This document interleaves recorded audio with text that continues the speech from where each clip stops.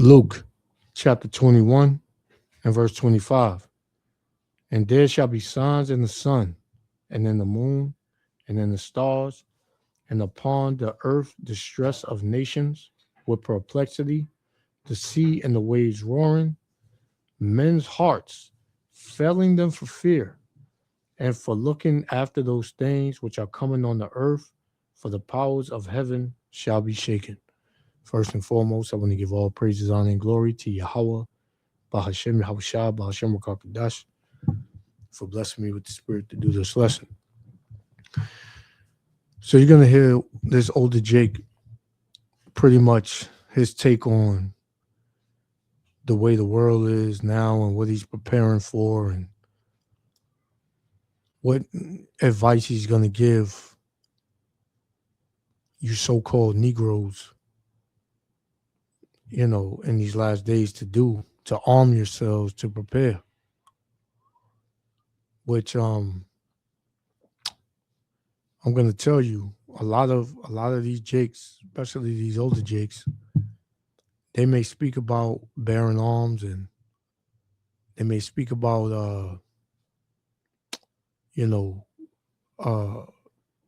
storing up food and preparing and being a prepper and all that, but they miss the most important thing, the most vital thing in their way of thinking is Yahweh B'Shem Yahushua, because the Lord is the only one that can save you from what's coming on the earth. The only one. So, what I just read in Luke is just telling you, men's hearts are going to be failing them for fear. Men are going to be dying, man. They're going to be having heart attacks and strokes because of the dangers, because of the amount of evil that's on the earth. And if the men are going to be afraid, how much more the women. So let's just hear it, man. The brother titled this Anarchy, War, Chaos, and a lot more crazy shit is at the door. And he's 144,000% right, man. So listen in.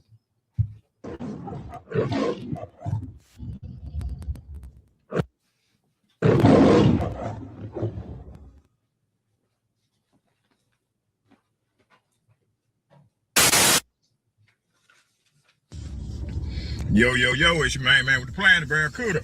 Enjoying this Friday. I'm off at the funky job. Fuck the funky job. But anyway, let's get into something. Last night I was talking to my youngest child, and my daughter said, Dad, what do you think the mental effects would be on people who have never seen carnage, chaos, and just total anarchy? And I told her, I said, most people won't be able to handle it. I said, there'd be a few veterans that can handle it, the ones who were in a war zone or where you have seen somebody get is killed.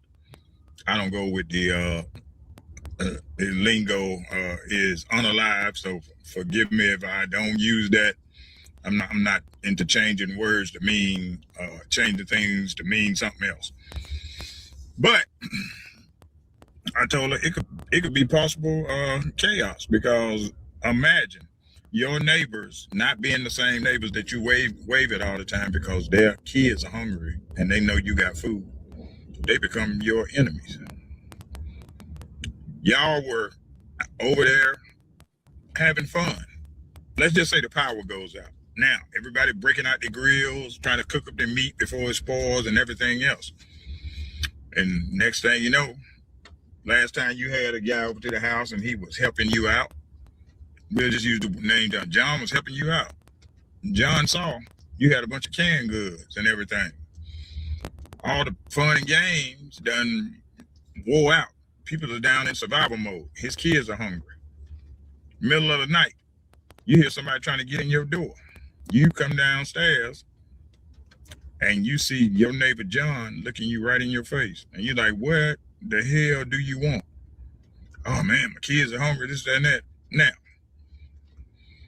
Because you understand the situation, you go ahead and throw him a few cans of motherfucking pork and beans, and you tell him to get the hell on. And you go ahead and secure your door or whatever you gotta do. But he has just showed you what your neighbors are capable of doing. And this is the thing. He's been there once. He's gonna come back. Are you willing and ready to do whatever needs to be done to stop him or others?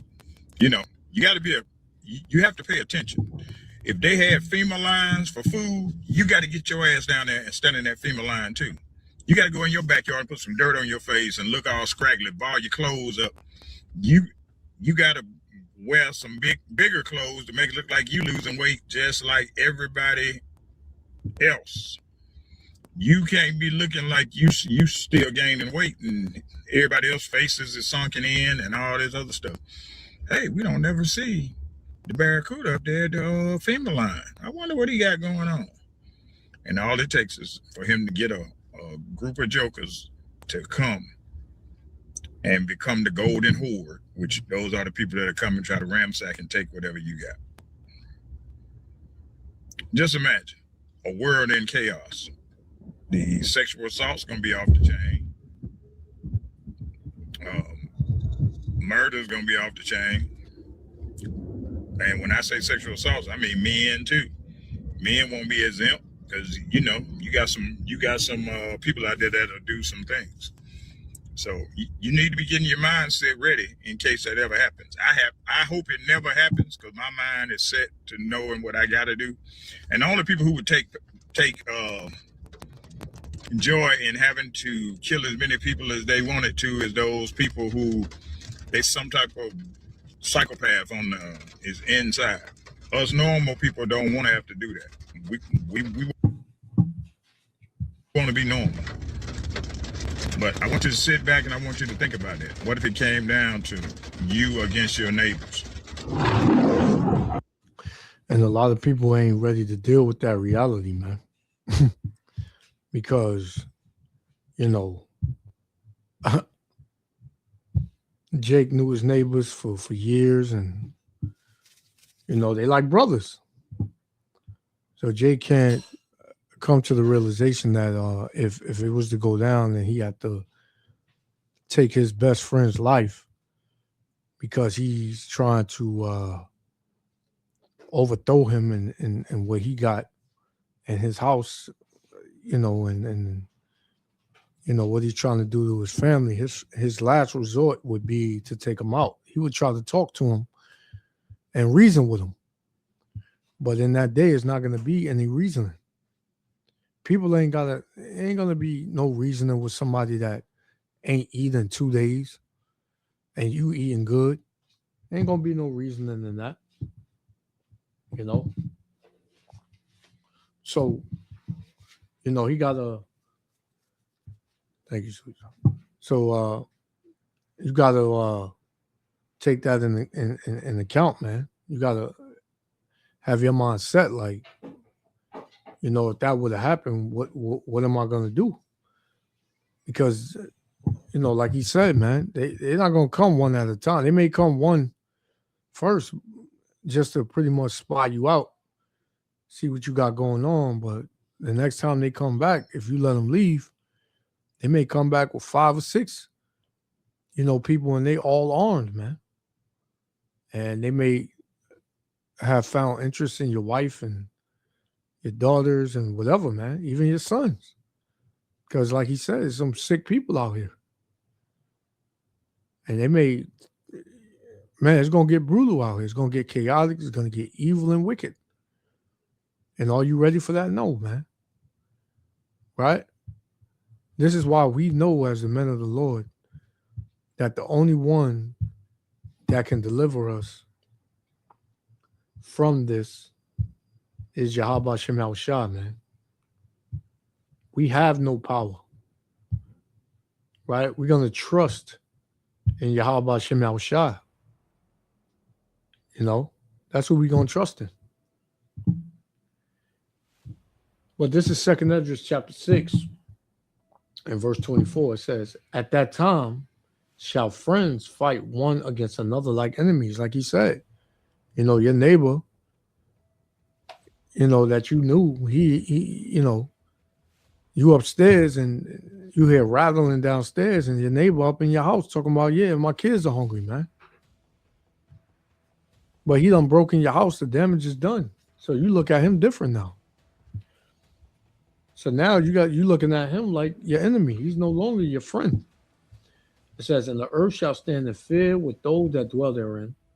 The springs of the fountain shall stand still, and in 3 hours they shall not run, man. Yeah. Because it's not gonna be, the time dwindling down. It's gonna get even worse. Right? You ain't gonna be able to go nowhere. This is 2 Ezra chapter 8 and 50. It says, for many great miseries shall be done to them that in the latter time shall dwell in the world, because they have walked with great pride. And these Babylonians, they can't even fathom a life without it being the way it is now, man. Everything is so convenient, right? Every block got damn near 2 places to eat on it, right? Because these Babylonians, one thing they love is eating, man. They love to eat. So when people can't eat the way they always did, they start panicking, and that panic turns into sorrow, and then it soon turns into rage, and it turns into action.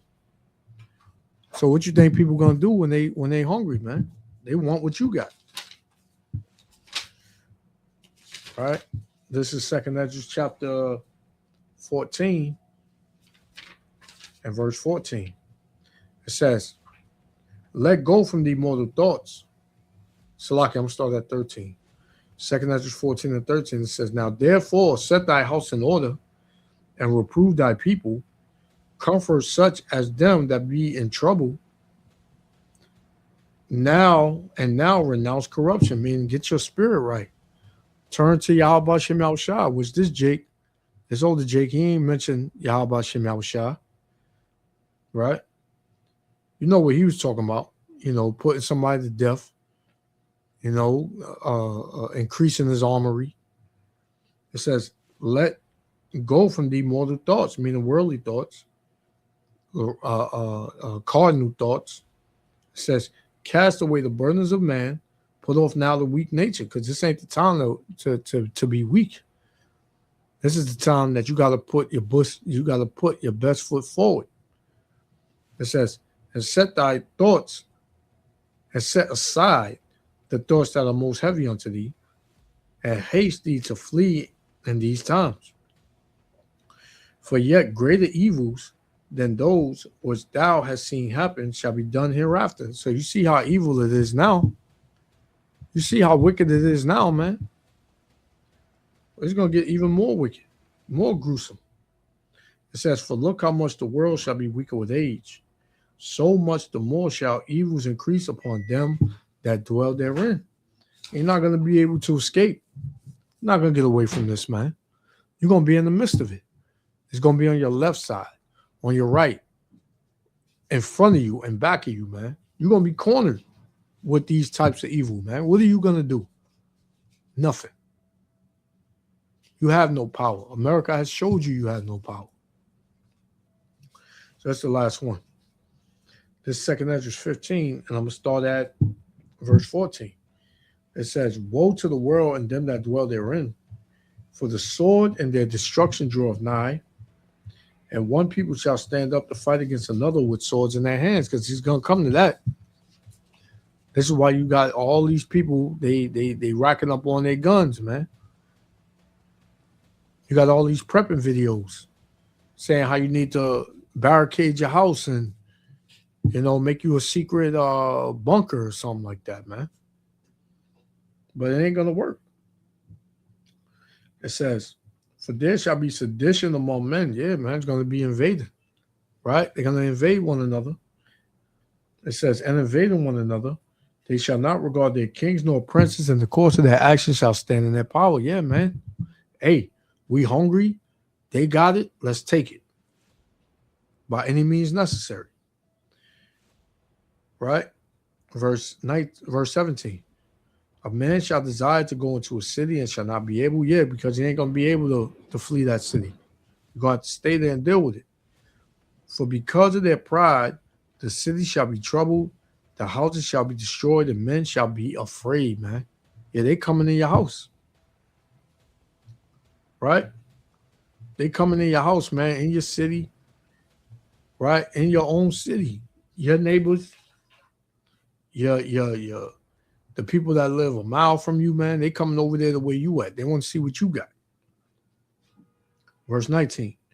A man shall have no pity upon his neighbor. Yeah, your neighbors ain't going to have no pity on you, man. All of a sudden, they don't like you. They never liked you. They always hated you, man. Your family, same thing. It's going to be a cold world soon. It says, a man shall have no pity upon his neighbor, but shall destroy their houses with the sword and spoil their goods because of the lack of bread and for great tribulation, man. And Jake telling you, man, that great tribulation, see, Jake can feel it, but he's not putting it all together. He's not going to be able to escape the great tribulation.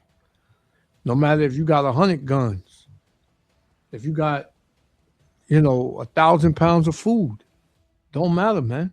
They taking it, they want it, they going to get it, and the damn thing you can do about it. So, how you need to be preparing is seeking Yahweh Hashem Yahushua, man. Yeah, it's good to have all these other things or whatever, just in case or whatever, because you still do got to survive. But your main purpose to surviving this and your only real way of getting through this is through the mercy of Yahweh Hashem Yahushua, man. So, yeah, I'm going to leave it there. Yahweh Hashem Yahushua willing, the Lakers other Father, I want to give all praises, honor, and glory to Yahweh, Bah Hashem Yahushua, Bah Hashem Kakadash, for blessing me with the Spirit to do this lesson. To the next lesson, Shalom. The Lord going to save you, man. Nothing else. You got some people out there that'll do some things. So you need to be getting your mindset ready in case that ever happens. I hope it never happens because my mind is set to knowing what I got to do. And the only people who would take joy in having to kill as many people as they wanted to is those people who they some type of psychopath is inside. Us normal people don't want to have to do that. We want to be normal. But I want you to sit back and I want you to think about that. What if it came down to you against your neighbors?